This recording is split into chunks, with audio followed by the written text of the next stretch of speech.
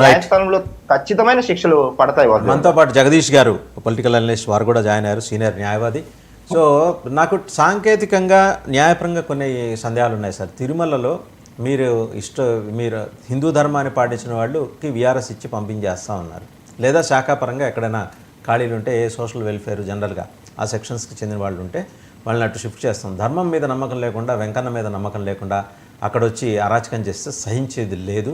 నిజంగా chairman BR Naidu గారు చాలా కేటగిరికల్గా ఫోమ్గా ఒక మంచి డెసిషన్ తీసుకున్నారు. మీరు how do you look in to that అండి?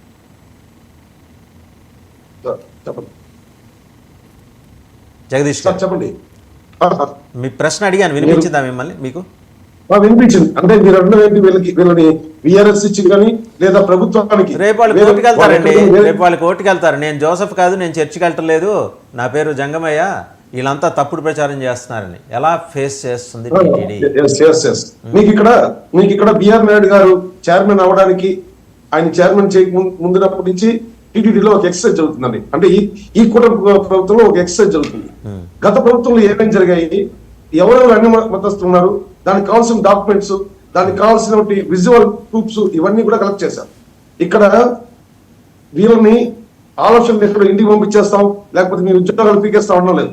విఆర్ఎస్ కి సుముఖంగా ఉంటే విఆర్ఎస్ ఇస్తారు, విఆర్ఎస్ వద్దనుకుంటే వేరే శాఖలకి ఏ శాఖ కావాలో ఆ శాఖకి బదలాయిస్తారు. వాళ్ళ అర్హతను బట్టి, వాళ్ళ జీతభత్యాలను బట్టి వాళ్ళకి ఎలాంటి కొరత లేకుండా బదలాయిస్తారు.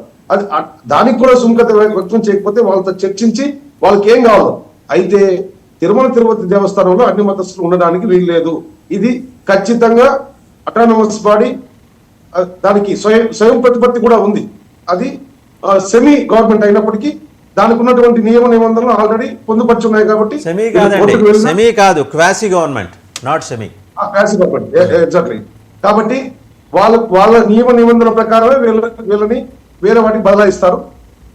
లీగల్ ఫైట్ అనేది ప్రతి ఒక్కరూ చేస్తున్నారు. మీరు అన్నట్టు ఇప్పుడు లీగల్ గా నిలబడుతుందా లేదా అనే దానికి ఆల్ ఆఫ్ సడన్ నేను సమాధానం చెప్పలేకపోవచ్చు, కానీ మెరిట్స్ అయితే చెప్పగలను. ధర్మం ప్రజాక్షేత్రంలో ఎప్పుడో తేలిపోయింది. వివేకానంద రెడ్డి మాట ఏ విధంగా జరిగిందో మీకు, నాకు, ప్యానెల్లో ఉన్న వాళ్ళకి, ఆంధ్ర ప్రజానీకానికి, ప్రపంచంలో ఉన్న తెలుగు వాళ్ళకి అందరికీ తెలుసు. అయితే ఇంకా ముద్దాయి శిక్షింపబడలేదు, అరెస్ట్ కాబడలేదు. ఇది మన దౌర్భాగ్యం. అదేవిధంగా తిరుపతి దేవస్థానంలో ఎగ్జాక్ట్లీ ఉన్న వాళ్ళందరికీ తెలుసు, ప్రజలకు తెలుసు, ఇప్పుడున్న ప్రభుత్వానికి, గత ప్రభుత్వాలకి అందరికీ తెలుసు. 7 కొనలని 2 కొనలు చేద్దామన్నది ఎవరు? 7 కొనలని 2 కొనలు చాలు వెంకటేశ్వర స్వామి అని చెప్పి అబ్జెక్షన్ అండి, నన్ను మాట్లాడేవాలి. 7 కొండలు మాట్లాడండి, ఇంతసేపు మీరు మాట్లాడండి, తర్వాత మాట్లాడండి. మీకు జీవో ఆగండి, మీరు సబ్జెక్ట్ తెలుసుకొని మాట్లాడండి. అబద్ధాలు ఆగండి, మీరు భగవద్గీత కూడా తెలుసుకొని మాట్లాడతారు. ఆగండి, నేను తర్వాత మీకు అవకాశం ఇస్తాను, మాట్లాడండి. సార్ వాసుదేవన్ గారు, ఇది నేనేదో కూడా ఉత్తమ మాటలు మాట్లాడడం కాదు. నేను కూడా తిరుపతి వాసనే, 100కి 100 రూపాయలు. తిరుపతి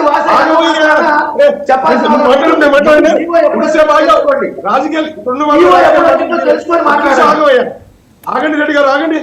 వెంకటేష్ రెడ్డి గారు ఒక నిమిషం ఆగండి, ఆయన లెట్ హిమ్ కంప్లీట్. నేను అలాగే మీ దగ్గరకు వస్తాను. నేను చెప్తాను వినండి సార్. ఇక్కడ ఉన్న వాళ్ళలో తిరుమల గురించి క్షుణ్ణంగా తెలిసిన శ్రీనివాసరావు గారు ఉన్నారు. అదేవిధంగా మాకంటే కూడా మీడియా పరంగా మీకు కూడా తెలుసు.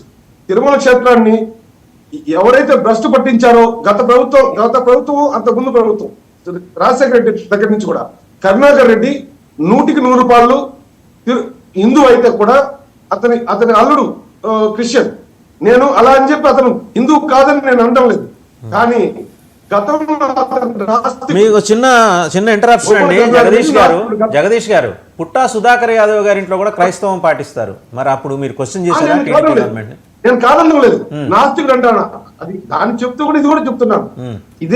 ఇదే గోన్ కరుణాకర్ రెడ్డి శ్రీశ్రీ కవితలు చదువుతూ, శ్రీశ్రీ గారిని ఫాలో అవుతూ ఎన్నోసార్లు దేవుడు లేదని చెప్పిన విషయాన్ని మా తిరుపతి వాసులకి, అదే విధంగా తెలిసిన ప్రతి ఒక్కరికి తెలుసు. ఆయన అదే అనలేదు కదా, అక్కడ ఉన్నది 8 అడుగుల నల్ల రాయి అన్నాడు ఆయన. గుర్తుందా మీకు? ఎగ్జాక్ట్లీ. అంటే దైవత్వాన్ని ఒప్పుకునే వ్యక్తి నల్ల రాయి అన్నప్పుడు ఆయన వెంకటేశ్వర రాయి కనపడినప్పుడు అలాంటి వాడిని చైర్మన్ చేయడం, అలాంటి వ్యక్తిని చైర్మన్ చేయడం దౌర్భాగ్యం కదా? హిందువులు చేసుకున్న దౌర్భాగ్యం. ఆయన పరివర్తన వచ్చి ఉంటుందండి జగన్మోహన్ రెడ్డి గారు, అందుకని ఇచ్చి ఉంటారు ఆప్షన్.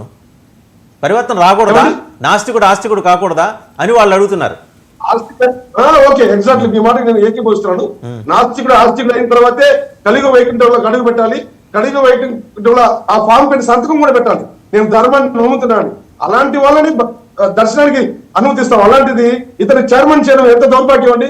ఆయన చైర్మన్ ఉన్నప్పుడు ఎన్ని ఘోరాలు జరిగాయంటే, ఆయన మలేషియాలో కూర్చోంటే ఇక్కడ సిలువల్ ఒక కొన్ని పిల్లర్స్ కి సిలువల్ లాంటి ఆకారాన్ని చేసి తిరుమల తరలిస్తుంటే నాడు బీజేపీ వాళ్ళు దీన్ని అడ్డుకున్నారు.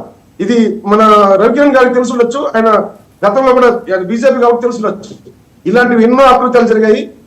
తిరుమలలో చర్చి కట్టాలనే ప్రతిపాదన కూడా మనం విన్నాం, మనం పేపర్లో పత్రికల్లో చూసాం. ఈ రోజు తిరుమలలో ప్రక్షాళన జరుగుతుంది అంటే 100% ప్రక్షాళన జరగాల్సిన సమయం ఇదే. నాస్తికుల్ని కావచ్చు, అన్ని మతస్థులను కావచ్చు, వాళ్ళ విషయంలో కఠినంగా దేవుణ్ణి కలియుగ వైకుంఠం పైన నమ్మకున్న వాళ్ళనే తిరుమలకు రానివ్వాలి, హిందుత్వాన్ని కాపాడాలి. అదేవిధంగా తిరుమలలో ఉన్నటువంటి చాలా చాలా అక్రమాలు ఇందాక మనకు రవికిరణ్ గారు చెప్పారు, ఒక్క శారదాపీఠమే కాదు చాలా ఉన్నాయి. ఇంకా ఆయన ఇప్పుడే కూర్చున్నారు, ఆయన 1 by 1 ఈ రోజు ఆయన ఏం చేయగలరో చెప్పారు. అదే విధంగా ఇంకా చేయాల్సినవి రవికిరణ్ గారు చెప్పినట్టే చేయాల్సినవి చాలా ఉన్నాయి. గుత్తదారులుగా ఉన్నటువంటి కాంట్రాక్టర్లు, టీటీడీ కాంట్రాక్టర్లు ఎన్నో అఘాయిత్యాలకు పాల్పడ్డారు, ఎన్నో దోపిడీలకు పాల్పడ్డారు. వాళ్ళకి సహకరించిన ఉద్యోగస్తులు ఉన్నారు. దీనిపైన కూడా సమగ్రమైన విచారణ జరిపించాలని వాళ్ళు అసలు అర్హత లేకుండా ఎంతో మంది ఈ లీగల్ బ్యాటిల్ ఫేస్ చేయడానికి జగదీష్ గారు, ఈ లీగల్ బ్యాటిల్ ఇప్పుడు ఇవాళ నుంచి పడతాయి, వరుసగా పడతాయి చూడండి. ఏది మొత్తం ఇంకో యాంగిల్ కూడా తీసుకొస్తారు దాంట్లో. ఏది అన్య మతస్థుల్ని ఇక్కడ ఉండనీయం అనే పేరుతో నిమ్న కులాల వాళ్ళ మీద పెత్తనం, అగ్రవర్ణ పెత్తనం జరగబోతోందనే కాంటెక్స్లో ఇవాళ నుంచి సోషల్ మీడియాలో పోస్టులు రాబోతున్నాయి. So TTD has to take a serious call on this. TTD has to take a serious call on this. Vasudevan గారు మీరు అన్నట్టు తప్పు చేసిన వాళ్ళని, ఇది తప్పురా నాన్న, నువ్వు ఇన్నాళ్ళు తప్పు చేసావు, గత 10 సంవత్సరాలుగా నువ్వు తప్పు చేస్తున్నావు, నీది తప్పు నీతి చూపినప్పుడు ఖచ్చితంగా తిరగబడతారు. వాళ్ళు మీరు అన్నట్టు సోషల్ మీడియాని, అన్ని మీడియాలను వాడుకుంటారు. వాళ్ళు మళ్ళీ మీరు అన్నట్టు కండువా చేసుకొని తిరుమల పెట్టుకొని వాళ్ళు యుద్ధం చేస్తారు. అంతెందుకంటే కూటమి ప్రభుత్వం వచ్చిన తర్వాత ఈ వైసీపీలో ఉన్నటువంటి కొందరు, అందరూ కాదు కానీ కొందరు బీజేపీలో కలిసిపోయారు, కొందరు టీడీపీలో కలిసిపోయారు, కొందరు జనసేనలో కలిసిపోయారు. వీళ్ళని ఏరి పట్టుకునే దానికి కూడా కొంత సమయం పడుతుంది. వీళ్ళు ఏం చేస్తారంటే ఏ పార్టీలో ఉన్నారో వాళ్ళ మధ్యలో చిచ్చు పెడుతున్నారు. వాళ్ళని గుర్తించడం ఒక సమస్య, వాళ్ళపైన చర్యలు తీసుకోవడం ఇంకో సమస్య. అలాంటిది తిరుమలలో కూడా, తిరుమలలో రాజకీయాలు 2 రకాల రాజకీయాలు, 2 వర్గాలు ఉన్నాయి. ఒక వర్గానికి ఇదే పనండి, వాళ్ళు ఉద్యోగం చేయడం కంటే కూడా తిరుమలను భ్రష్టు పట్టించడానికి ఏం చేయాలనుకునే వాళ్ళు మతం ముసుగులో కావచ్చు, హిందూ మతం ముసుగులో ఉన్న వాళ్ళు కూడా చాలా మంది ఉన్నారు. ఇది ఒక రోజుతోనూ 1 గంటతోనూ అయ్యే పనులు కావండి. రైట్.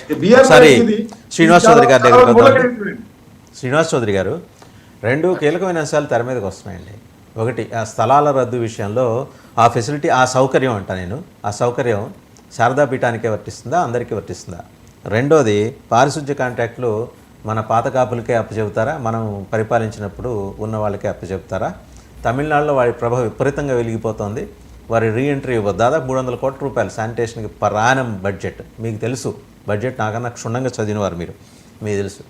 ఇక 3వ అంశం, ఇస్లామిక్ యూనివర్సిటీకి సంబంధించి మీరు సీరియస్ కాల్ తీసుకునే అవకాశం ఉందా? ఏదో పెరిఫెరల్గా అలా టచ్ చేసి వదిలేస్తారా? ముంతాజ్ హోటల్ కన్స్ట్రక్షన్ ఆపించాలి, దాని స్థానంలో దేవలోక్ ప్రాజెక్ట్ 20 ఎకరాల్లో చేపట్టాలనేది చాలా హర్షణీయమైన నిర్ణయం. స్వాగతిస్తున్నాం, పూర్తిగా స్వాగతిస్తున్నాం, ఒక భక్తుడిగా స్వాగతిస్తున్నాను. మరి మీ నిబద్ధతని నిరూపించుకోవడానికి సమయం వచ్చింది. మీరు పదే కరుణాకర్ రెడ్డి క్రైస్తవుడు, సుధాకర్ యాదవ్ గారి ఇంట్లో క్రైస్తవం లేదా అడుగుతున్నారు. దానికి మీరు సమాధానం చెప్పాలి. అండ్ రెండోది, నేను హైదరాబాద్లో టీటీడీ ఆలయాల్లో పనిచేసే ఒక మహిళా అధికారి గురించి చెప్తున్నా. ఈ రోజుకి నేను నిన్నటి సంఘటన చెప్తున్నా. నిన్న స్వామివారికి హారతి ఇచ్చే సమయంలో ఆవిడ పక్కకి వెళ్ళిపోయారు. ప్రసాదం తీసుకోదు, తీర్థం తీసుకోదు. మరి ఆయనేమో చాలా గంభీరంగా అక్కడి నుంచి ప్రకటించారు, అన్య మతస్థుల్ని మేము ఇక్కడి నుంచి వీఆర్ఎస్ ఇచ్చి పంపిస్తున్నాం. ఆవిడకి ఇస్తారా, లేకపోతే ఏదైనా వేరే శాఖకు బదిలీ చేస్తారా? తప్పకుండా సార్. తిరుమల తిరుపతి దేవస్థానంలో అటానమస్ బాడీగా ఉన్న ఈ నూతన పాలక మండలి చాలా భయంకరమైన కఠినమైన నిర్ణయాలు తీసుకోవడంలో ధైర్యం చేసింది. అందువరకు మేము హ్యాపీ. అయితే కొండ మీద అన్ని మత ప్రచారాలు చేయకూడదు, అన్ని మతస్థులు ఉండకూడదు అనే తీసుకున్న నిర్ణయం పైన కోర్టుకి వెళ్ళినా ఇంకోదానికి వెళ్ళినా ఎన్నికకి వచ్చే సమస్య లేదు. ఖచ్చితంగా వారిని వీఆర్ఎస్ తీసుకోవచ్చు, లేదా వేరే శాఖలకు, విద్యాశాఖలో లేదా డెవలప్మెంట్ శాఖలో అనేక శాఖలు ఉన్నాయి, వాటర్ వర్క్ శాఖలు చాలా ఉన్నాయి కాబట్టి వాటికి బదిలీ చేస్తారు. వినకపోతే ఖచ్చితంగా చట్ట ప్రకారం ఏమి చేయాలో వాళ్ళకి ఏ విధమైన పనిష్మెంట్ ఇవ్వాలనేది అనుకోవడం. కానీ వచ్చేది అదే, టీటీడీ చట్టంలో అది లేదు. మీరు అలా రాసుకోవాలి. అప్పుడు రాసుకున్నప్పుడు ఇలాంటి ఉత్పన్నం అవుతాయని తెలియదు కదా, ఇంత హిందువులే వస్తాను. ఆ చట్టం నాకన్నా రవికిరణ్ గారు మొత్తం సమగ్రంగా చదివారు. ఆ చట్టంలో ఆ వెసులుబాటు లేదు. ఇప్పుడు బోర్డ్ హ్యాస్ టు రీకాన్స్టిట్యూట్ అంటే ఆ చట్టాన్ని